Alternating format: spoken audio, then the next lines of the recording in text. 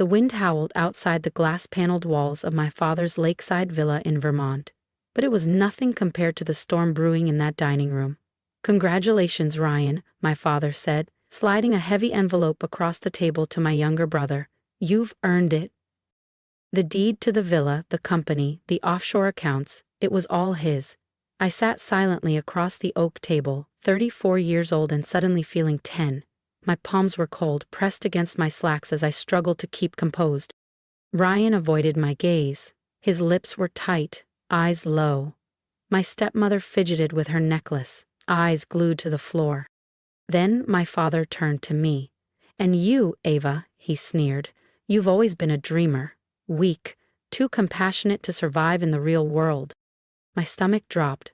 There were 4 others in the room. Him, Ryan, my stepmother, and the attorney, but somehow I felt utterly alone. He pushed a stack of papers to the man in the suit. "Let's get this signed." "Dad," I croaked, "please don't." He rolled his eyes. "Spare me, Ava, you chose to leave. You wanted to. Find purpose, remember?" He raised his fingers in mocking air quotes. "You walked away from this family to work in some clinic overseas, and for what? No money, no title, just wasted time." "You never asked why I left," I whispered. "You never cared." "And I still don't," he snapped. "Because Ryan was here. Ryan showed loyalty."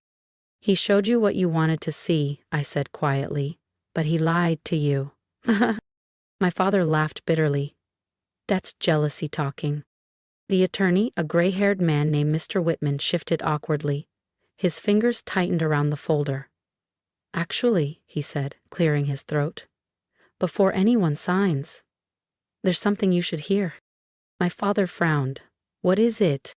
Mr. Whitman looked him straight in the eye. "There's a sealed amendment to the will, added 6 years ago at the request of your late mother." My heart jumped.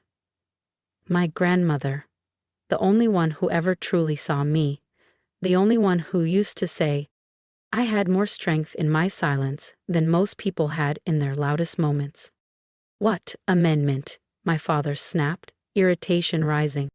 Mr. Whitman calmly opened the leather folder and withdrew a yellowed document. "This was filed during your mother's final appointment with the notary. Her instructions were clear. It was to remain sealed unless you ever attempted to disinherit Ava." Hey, my father's face twitched. "That's ridiculous. She had no such authority." "She did," Mr. Whitman replied, his tone firmer now. "She retained 51% ownership in Harborcrest Holdings until the day she passed. And you never challenged it. Legally, she had every right." Ryan shifted in his seat.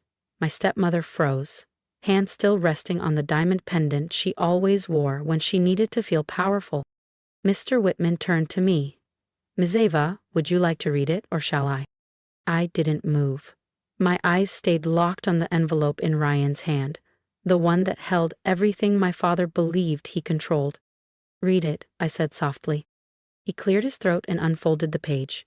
"In the event that my granddaughter Ava Whitmore is deemed unworthy by her father, I hereby grant her full authority over my share of Harborcrest Holdings to be enacted immediately.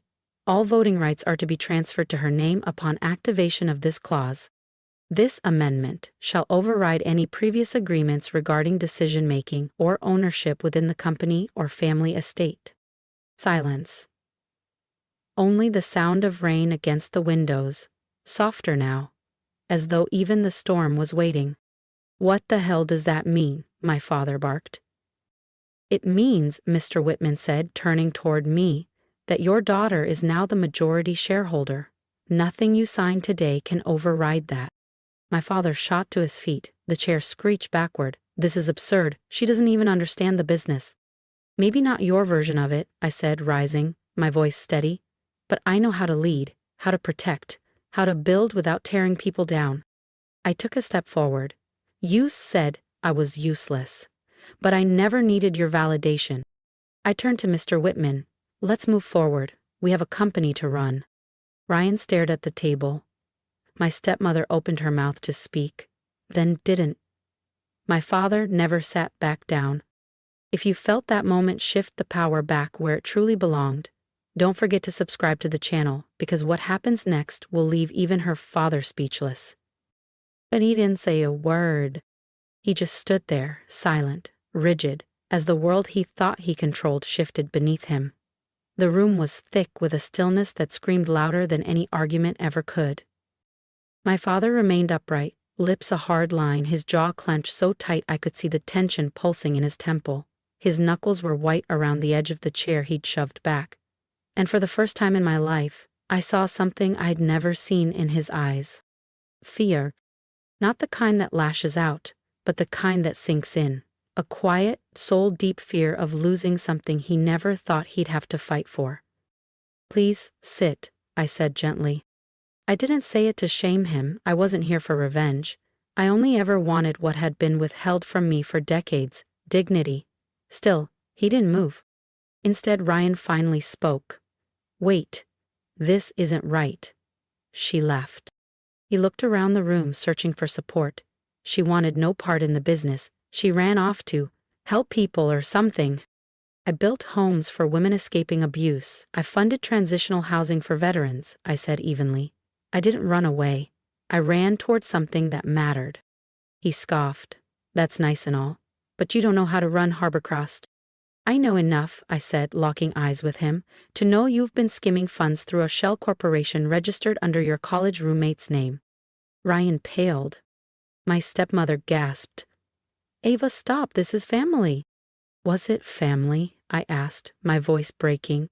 "When you sat by as he called me a failure, when he handed everything to Ryan without acknowledging the sacrifices I made for all of you?" "You were never built for this world," she whispered. "No," I nodded. "You all made that clear. But Grandma thought differently." Mr. Whitman cleared his throat. "Miss Ava, your grandmother didn't just leave you shares, she left something else, meant to be given only after this moment." He opened his briefcase and retrieved a small weathered box. Inside was her old gold-plated compass. Beneath it, a folded letter with my name in her delicate script. My fingers trembled as I opened it. "My dearest Ava, if you're reading this, it means your father has done exactly what I feared. Don't hate him. He's a product of a world that told him power is louder. You were never weak. You were the quiet strength that held us together. This compass is yours now, because no matter what path you take, I trust you to lead." Tears threatened, but I blinked them back. I turned to Mr. Whitman. "Let's proceed." As I signed the acknowledgement of my controlling stake, my father finally spoke. "You think this makes you powerful?" he said, voice low. "You think she gave you this out of love? She did it to spite me." I looked at him, really looked, for once, not as a daughter seeking approval, but as a woman who saw the truth. "No," I replied. "She did it because she believed in me, and she knew I'd use this power to build, not break." I walked out with my head high, years of rejection falling from my shoulders like rust. But what waited outside wasn't peace. It was war. Because power brings enemies, and Ryan wasn't finished. I'd barely reached the corridor when I heard footsteps. "Ava," he called out. I turned. His voice was calm, but his eyes? Calculating. "You don't have to do this," he said. "Do what?" "Push me out," he shrugged. "That's your next move, right?" "I haven't made a move," I said quietly. "I simply stood up." He chuckled. "You think signing some papers makes you powerful? You don't have the backbone to lead."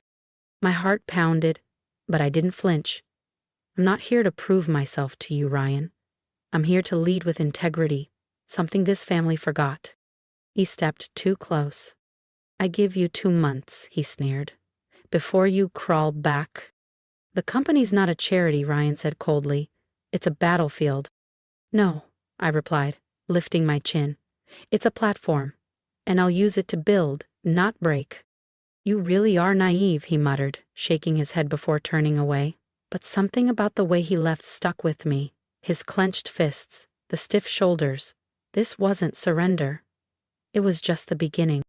The next few days moved like storm clouds rolling in. Word traveled fast. Ava Whitmore was back, and this time she wasn't just visiting. People whispered my name like it was a ghost story. Some were hopeful. Others, afraid. I didn't fire anyone. I didn't hold flashy meetings. I listened. And what I found was worse than I expected. Departments were turned against each other. Promotions were handed out based on loyalty, not merit. Employee burnout was ignored. This wasn't a business, it was a kingdom. And Ryan had studied under the king. One afternoon, I entered the break room. Conversations stopped cold. "Please," I said, raising my hand.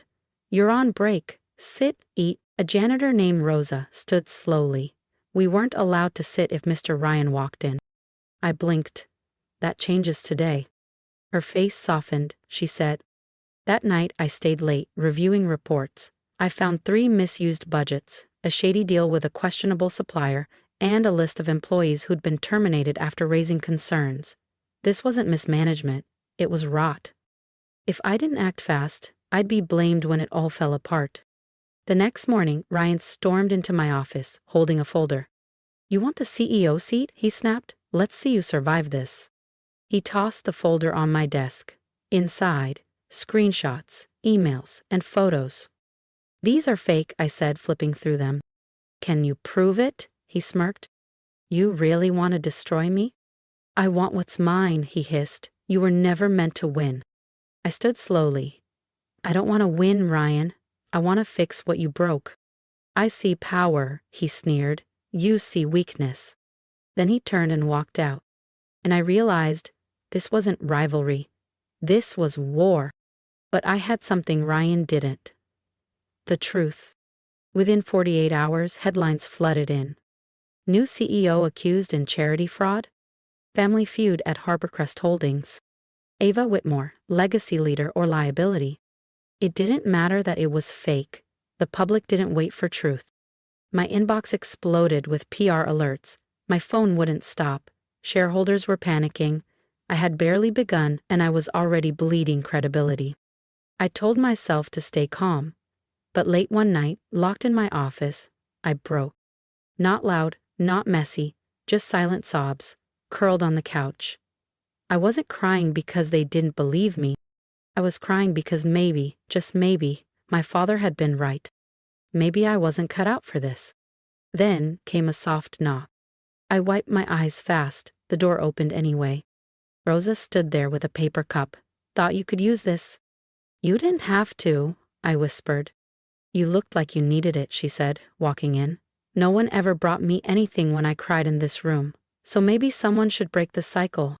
Something inside me cracked again, but in a softer way. "Thank you," I said. She sat down across from me. "Miss Ava," she said, "do you want to know the truth about your family?" I looked up, unsure. She nodded. "I've worked here 28 years. I've seen more than most, and I've seen what they hide." "You always looked me in the eye," Rosa said gently. I couldn't speak, my throat tightened. "You may feel alone now," she continued, "but you've got something they'll never have. Loyalty, earned through kindness."